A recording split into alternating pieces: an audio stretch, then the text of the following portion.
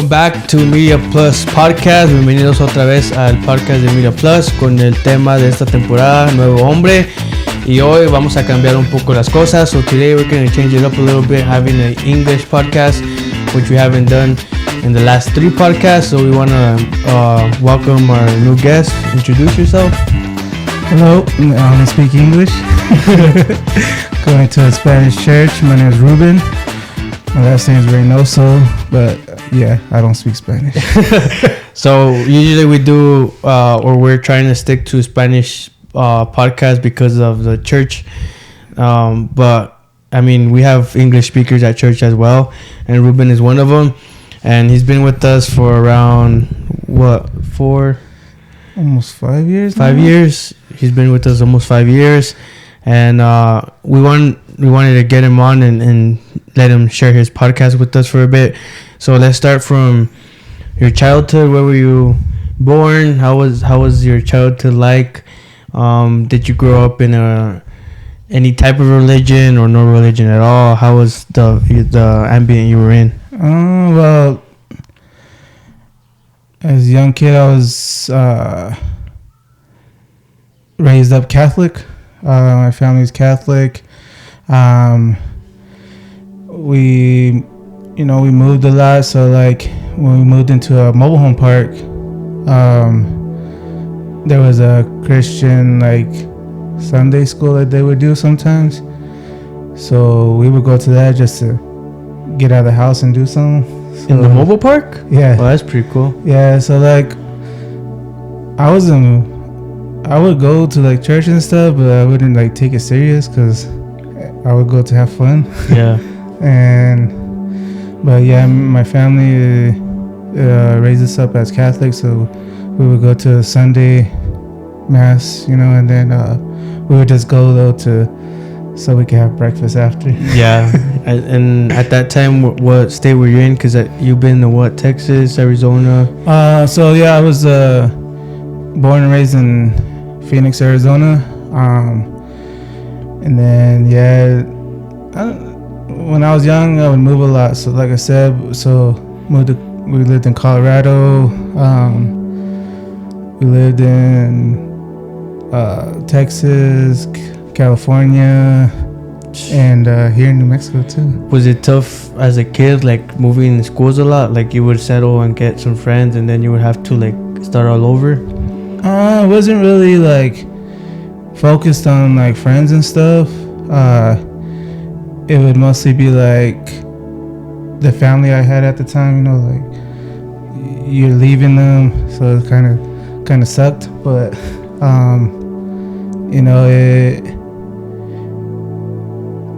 I think it's always for a purpose. Now that I see it, back then, but yeah, I mean, I used to like it because it's like you don't know where you're gonna end up. Yeah. And it's something new every time.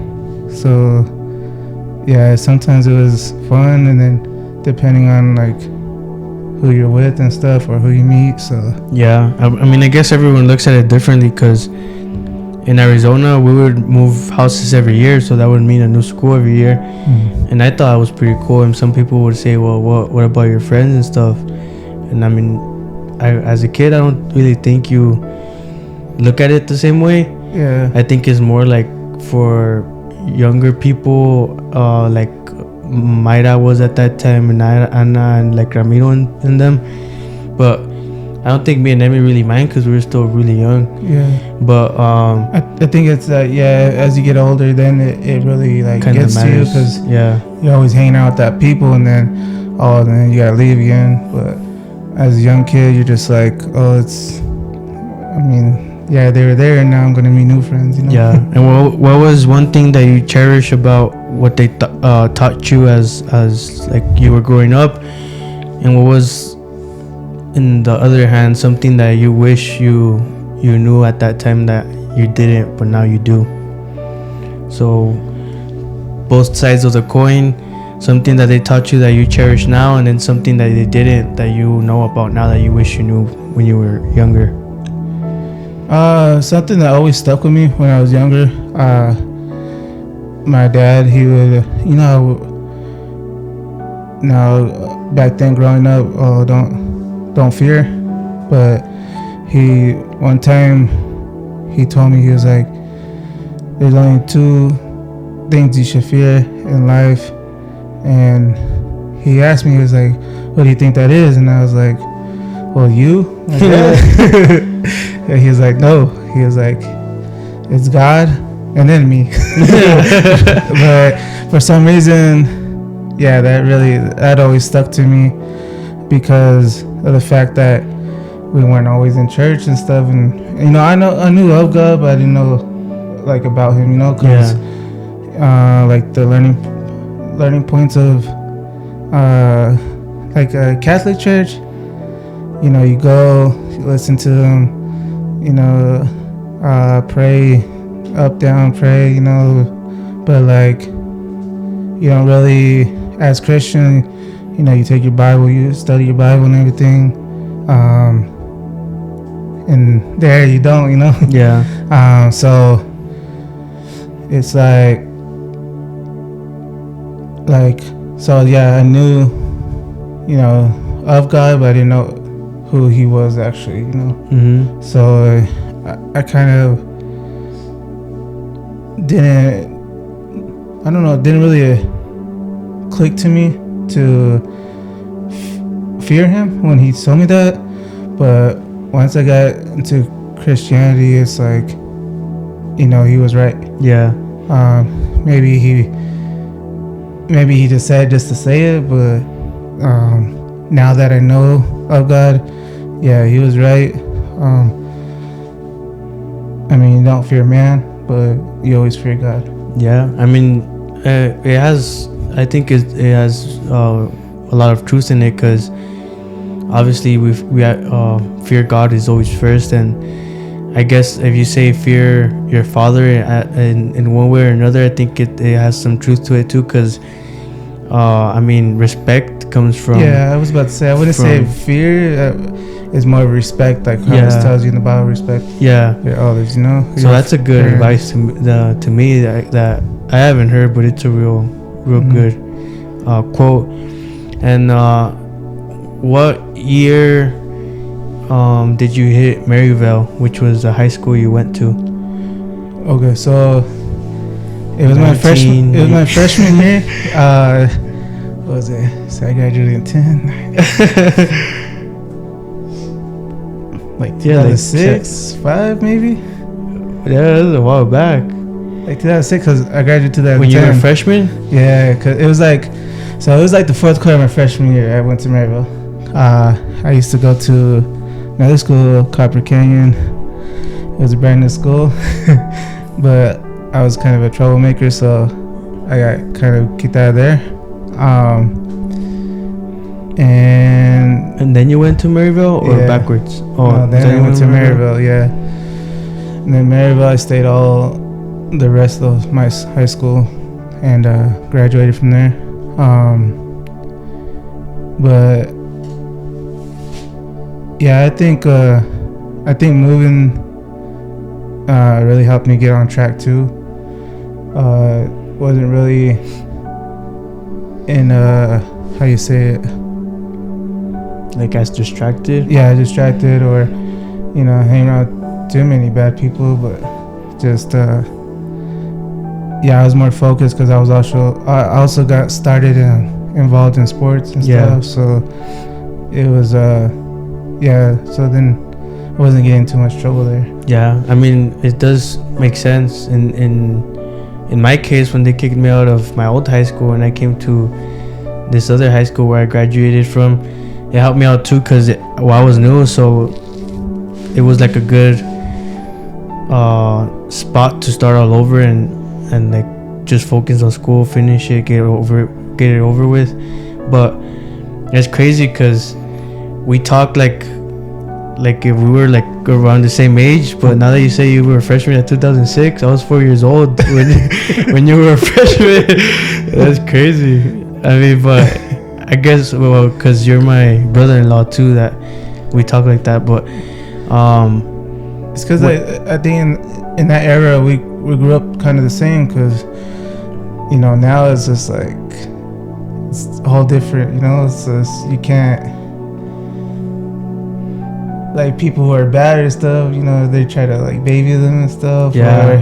But back then it's like, no, you're gonna get punished, you know, like, I guess you could say that, yeah. Cause punishment is like, I think, helped everyone back then be who they are now, strong and not so heartfelt, you know, yeah. like in their feelings. Yeah, like in Spanish they call it the glass generation because they're really fragile.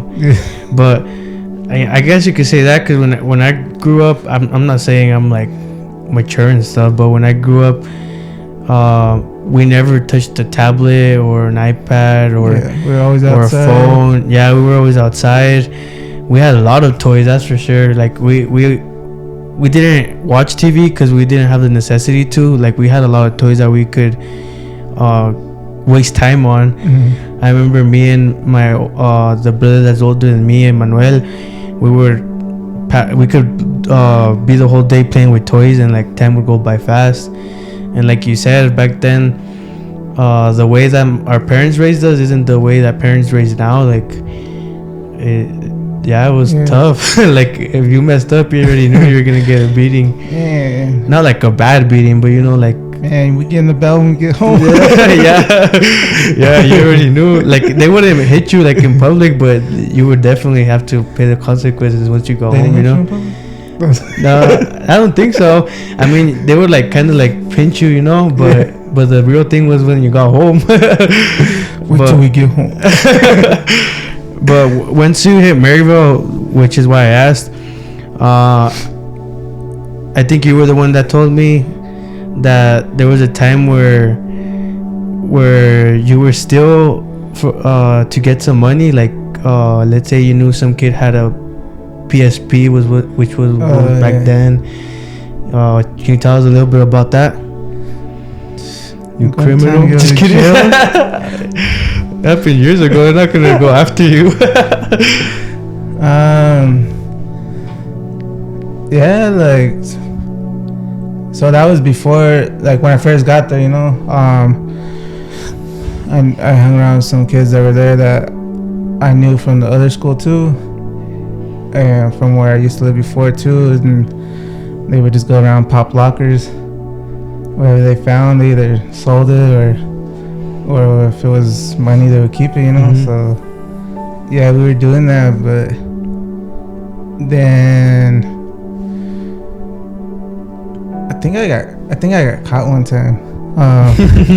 So I had a PSP and I sold it to the one that I took. Oh my god! And he knew it was his. Yeah, but he didn't say nothing, but he knew. And then I was like, "So you want to buy this too?" But yeah, I mean that's not looking bad. It's like, and that sucks, you know. Yeah. Because you wouldn't want that to happen to you, but yeah, back then you're just like, oh, it's whatever. You know, you're just trying to pretty much do what other people do and hang out and do dumb stuff. But like I said, once I really got into sports and stuff, I like stopped all that. Yeah, and back then, it was the PSPs, huh? Yeah. That I don't even think they make them no more, huh? No, but I've seen a couple on OfferUp and stuff. In the PS Vitas and stuff, yeah. All those old ones. But when you were in Maryville, you also had like temptation, like every young person in high school, right? Like how was that? Because, one thing that I do see is that Phoenix is a big city, and in bigger cities, like there's more temptation, you could say. Like over here, like you really have to know people to like do stuff, and over there, like, you know, like a big city is like so easy to get distracted. Yeah, well back then it's kind of weird. Everybody knew each other because it was a big city, but somehow like everyone was at like the same parties and stuff, you know. Yeah. So not like now where it's a big city, it's an actual city where, you know, you don't know nobody when you go somewhere. It's grown a lot over there. So it's not the same. Like when I go over there, it's just like I want to come back already. Yeah. It's just yeah, it's just different now. But back then, yeah, like, so if you go to a party, you pretty much see everybody that you already know, or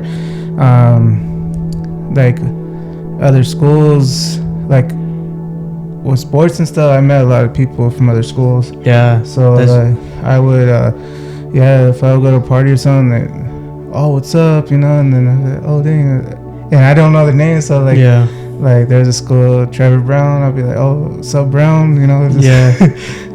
And sports really opens up a lot of like doors, because like for example, I've been playing in like a league outside of school. I remember when we finished playing soccer in that league, like we would play sports in school, and then we would play against another school, and we would be like, oh, I know this guy, and then you would go up to them and say hi, and then they would introduce you to other people. Mm-hmm. So yeah, sports was like a really, you could say like a good way to like get involved with a lot of people, no? Yeah, especially like yeah, it'd be weird too sometimes, because you would go and then, oh, what's up, Ruben? I'm like, yeah, hey, what's up, bro? I don't know who you are. What's up? But you wouldn't tell them how you were just playing around. Yeah, what's up? You know. And then like, and it was funny too, like how I used to went to that Copper Canyon school, and for some reason the coach didn't like me, you know. So I had his class too, and he would just kick me out, and you know. And then when I went to Maryville, I did wrestling, and I guess he went to a different school, and he was a coach of a wrestling team there. So he saw me, and he started talking to my coach and trying to say all this bad stuff. And then my coach would tell me, "Oh, just destroy his kid, bro." You know? And during those sports was when you met Maida, right? Which was football. Yeah, she was like the help with the medicine and stuff, so they would be out there in case someone got hurt. Yeah. I didn't really meet her in like that really. We had a class together. We didn't talk really though, but until I think it was I think we had like a group project or something. Then I started talking to her a little bit, and then that was in my junior year. And then I didn't really start really talking to her till senior year. And that played a big part in your walk with God, because now you guys are married, and she wasn't a Christian, you could say, at that time that she met you, but she had some sort of walk with God. And I didn't say it. No, but it's true, because she could admit it too, that she wasn't like a Christian, but she knew about God. Yeah. But that helped out you, because when she decided to like, all right, now I'm gonna like stand firm and walk with him 100%, that attracted you to also come to Christ, no? Well, so I guess you could say she did play a part, because of the fact that when we first got married, we moved to Texas, and after a while, I think she felt it hard to go back to church, but I wasn't into it, so she would go by herself. And my family, you know, we'll go to the swap meet and stuff, and on Sundays, because that's like family day, but she would go to church. So it took probably until we moved here, actually, to be honest, to actually want to get involved. Because after a while, Ivan was born, and so she would take him to church too. And then I would go sometimes, you know, but kind of fall asleep. Yeah. So, because if you're not like fully into committed, it, yeah. you know, you're not gonna enjoy it, or you're not gonna want to receive or anything like that. So yeah, after a while, you know,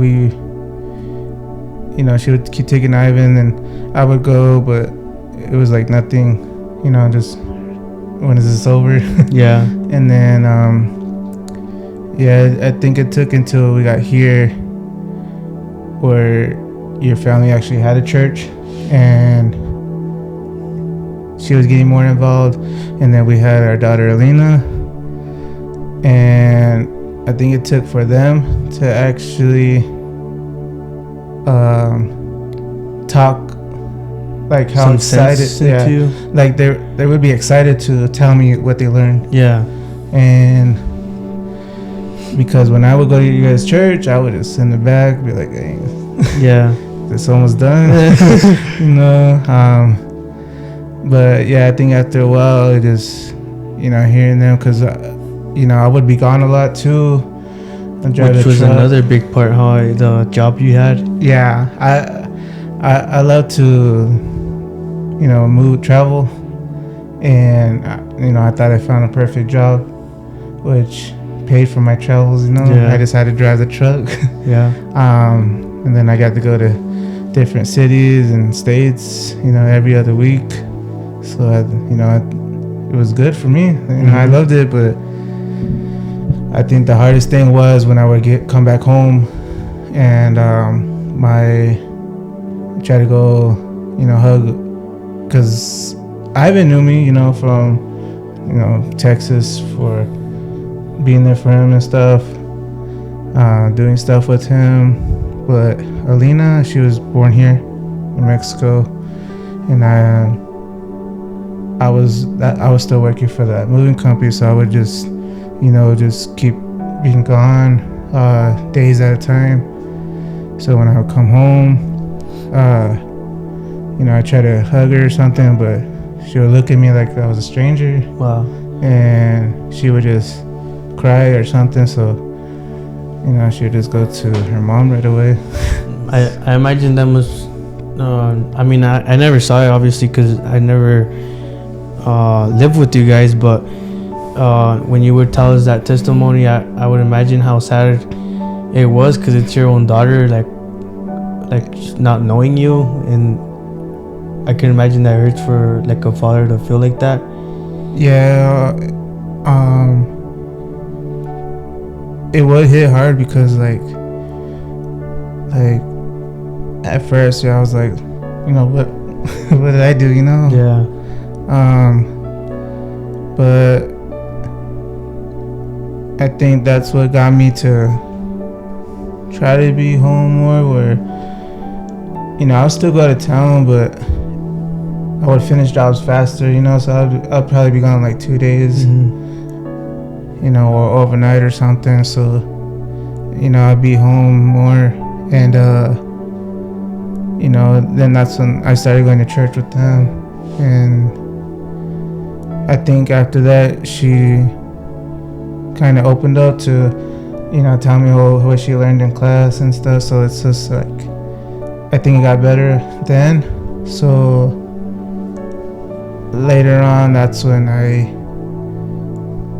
think that's when I had to, when God opened my eyes to realize that he was using my kids to bring me to him, you know? Yeah. To come to him and like really accept him and commit to learning who he is. Yeah. And at that time, when your kids were like in between, well, Alina mostly knowing who her dad was or wasn't, and Ivan, well, being alone for a while you went to go work, did that bring a lot of problems between your marriage? Oh, for sure, yeah. When you asked me to do this podcast, I was actually thinking about that as what to talk about, because it's like, how do I say? Yeah, I was a jerk. Yeah. I felt like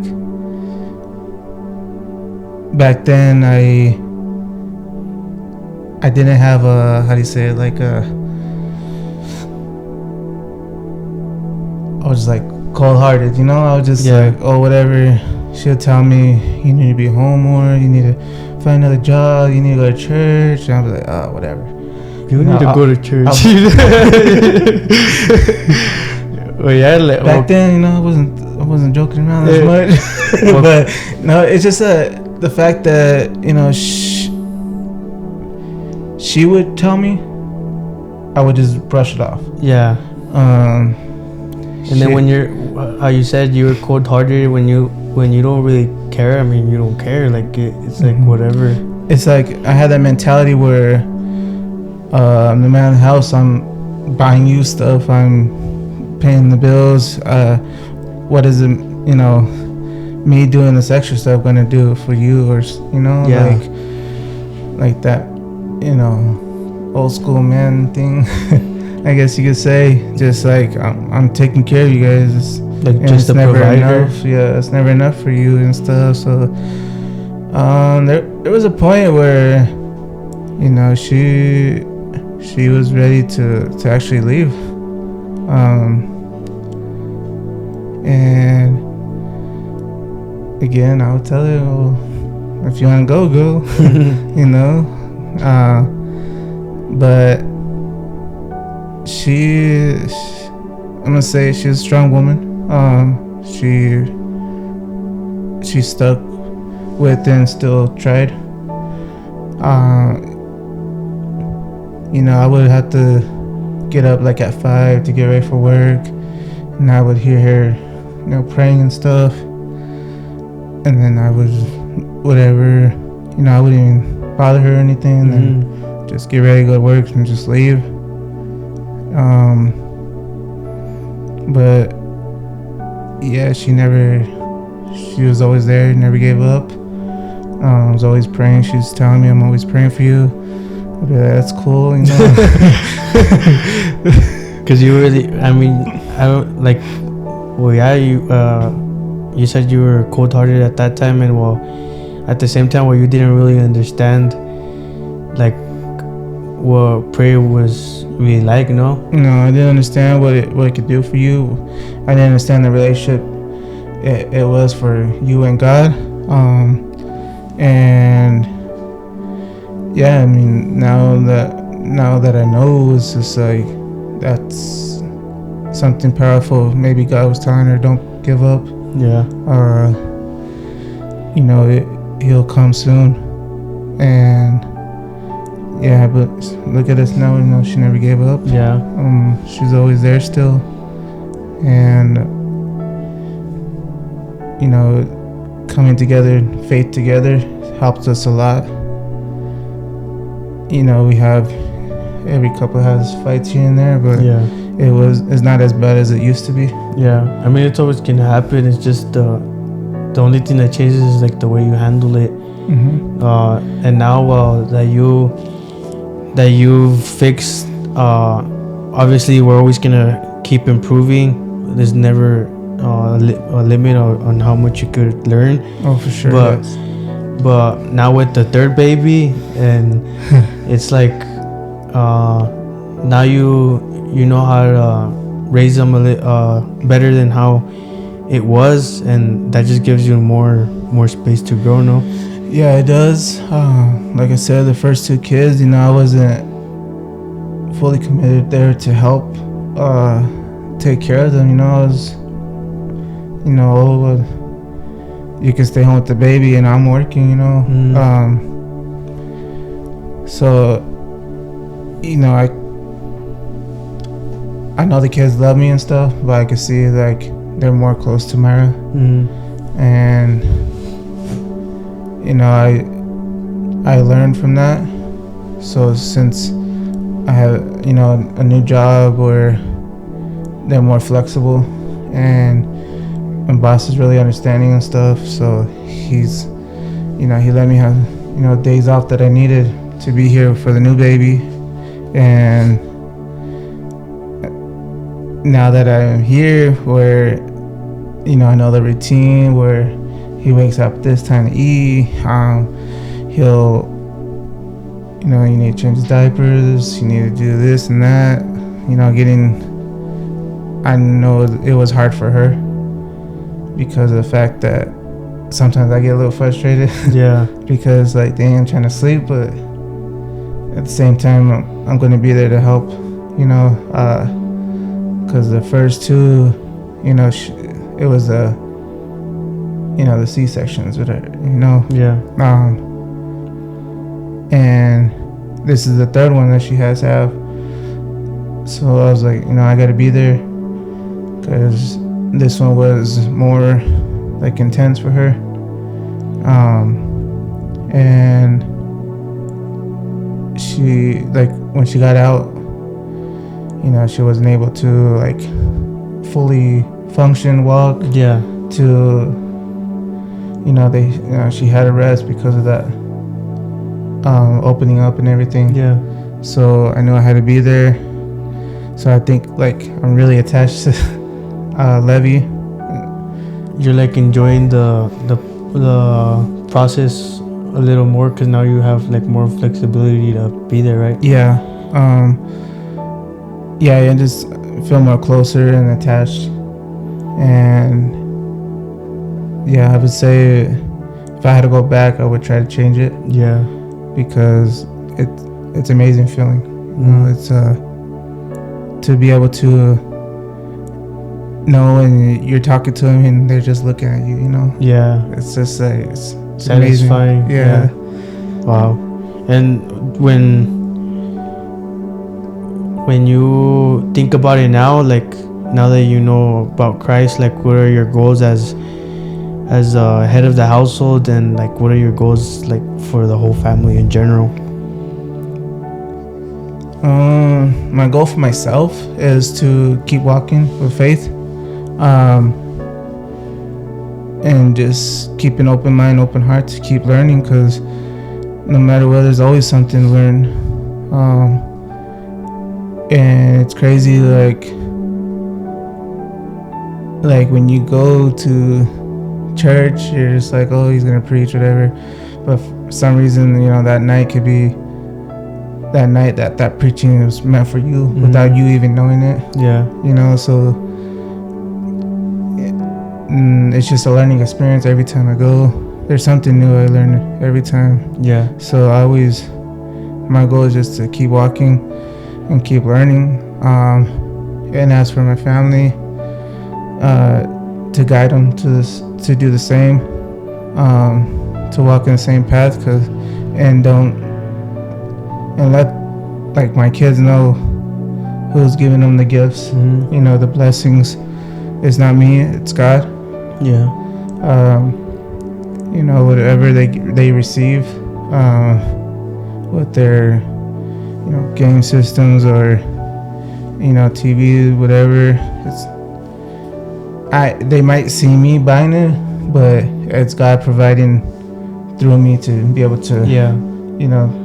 So that's what I try to teach them. So like I love it when sometimes like Ivan has, you know, he's in sports. So when he's out there,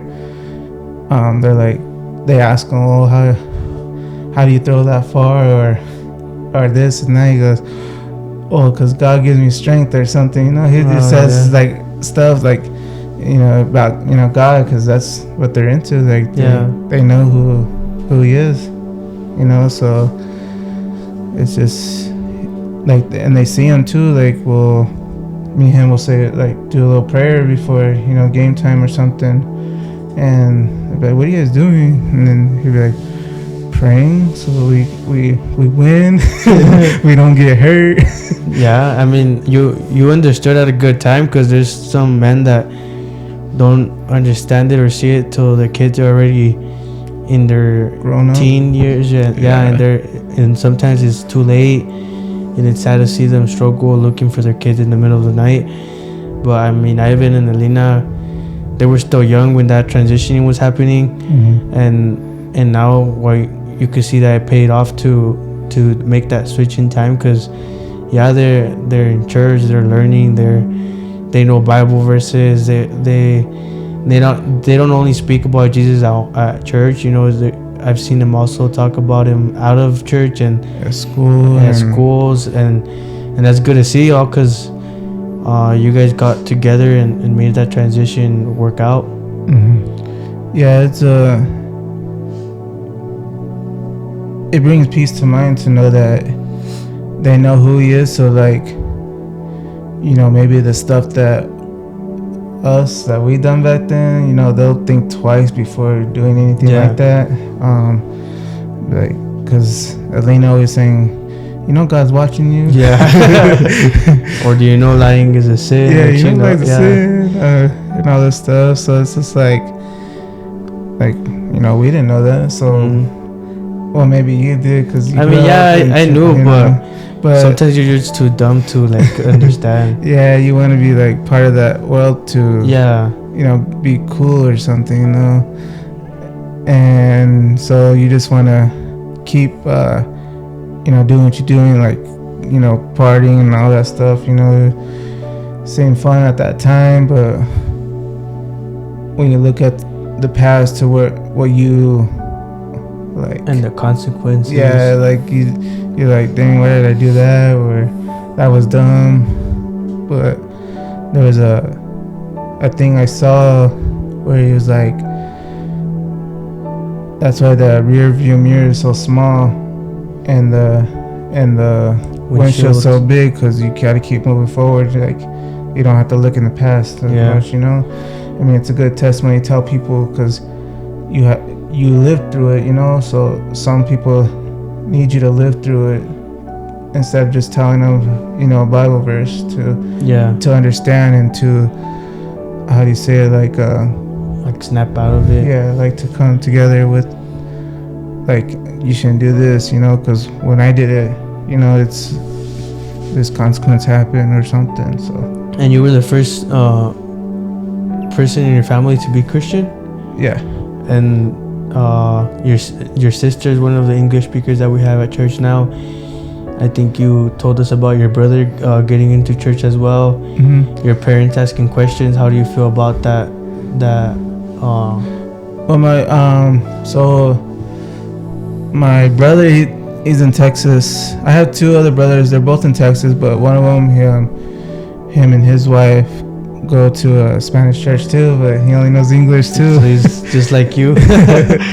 So I've been to his church when I went to go visit for his wedding and stuff, and they do the translating too. So that's nice. It's nice, but so me and him were actually the first ones. I was first, and then he happened to go to church too, and then my sister. Then my sister, you know, we brought her down here to New Mexico from Arizona too. So then she started going to church, and she's liking it. She's learning a lot. So I just encourage them to stick to it. Yeah. But it's like different conversations, you know, when you talk to somebody who knows God too, you know, it's a whole different conversation. We're always there for each other, so it's nice to be able to, hey, what do you think? Like, I have a situation, you know. Yeah. And he's like, well, you know, God says this or that, you know, but maybe you need to do this. And, you know, sometimes we send each other like verses or say, like when we're fasting, like Daniel fasting stuff, they ask how to do it, because some churches don't do that, you know. Yeah. So it's just, you know, it's a way we're all helping each other, and going through some stuff, we help each other out because we know who God is and how He helps us. Yeah. And to finish off, what is one thing that you used to deal with, or one thing that you like, something about you that maybe you struggled with letting go or changing, like your character or whatever? What was one thing that God did in you that now you could look back and say, well, God took it away, and now I could say I'm a new man? Because we know there's a lot. Yeah, we know there's a lot. But what's the list? That's there's anger, there's anxiety, there's depression. It's like, you know, it's big. And going back to when I said where, you know, Myra was ready to leave, you know, it's that runs in my family too, divorce.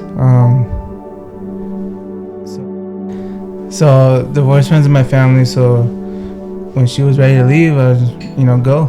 You know, it seemed like a normal thing. Yeah. But coming to God, like I said, it. I had to realize I had to change myself to be able to, you know, keep the family together. There's that verse, I forgot where it's at, but, you know, you gotta love your wife how you love yourself. And I think that was the main issue, where I didn't feel like I loved myself because of the way I was living, or the way I was handling things that in wrong ways, you know. So it took a while for me to understand, but, you know, praying and having people around you that are praying for you and also teaching you, it helped our relationship a lot. Like even the events, you know, the anniversaries, the how do you say, the like Valentine's Day and stuff. No, like the or like church events. Yeah. Oh, marriage conferences. Yeah, all that is just meetings and stuff. Yeah, it really opened my eyes to know and learn how to treat myself better too. You know, to be able to love myself so I could love my wife even better. Yeah. And we appreciate you for coming, for giving us your time, for talking to us about your testimony, and I'm pretty sure it's gonna be a blessing for others. Any last words you wanna tell the men out there that are listening? Just have faith and keep God in your relationship. There's always three in your marriage, and that's you, your spouse, and God. Keep moving forward and open up to want to learn more about Him, so that way, you know, you'll be successful. Because without Him, you'll fail. Yeah. So thank you guys for listening. We have a lot more episodes coming, and we have already some episodes out. I believe this is the 4th episode. So go ahead and listen to the last 3. If you're an English speaker, well, we have one for you. We'll have more coming with English as well as Spanish. So keep listening, keep tuning in, and we're glad you tuned in for this one. God bless you guys. We're on Spotify, YouTube, Apple Podcasts, every platform where you can find a podcast. We'll be right there for you guys. We hope this was a blessing, and God bless you guys. See you guys next Saturday. Don't miss out.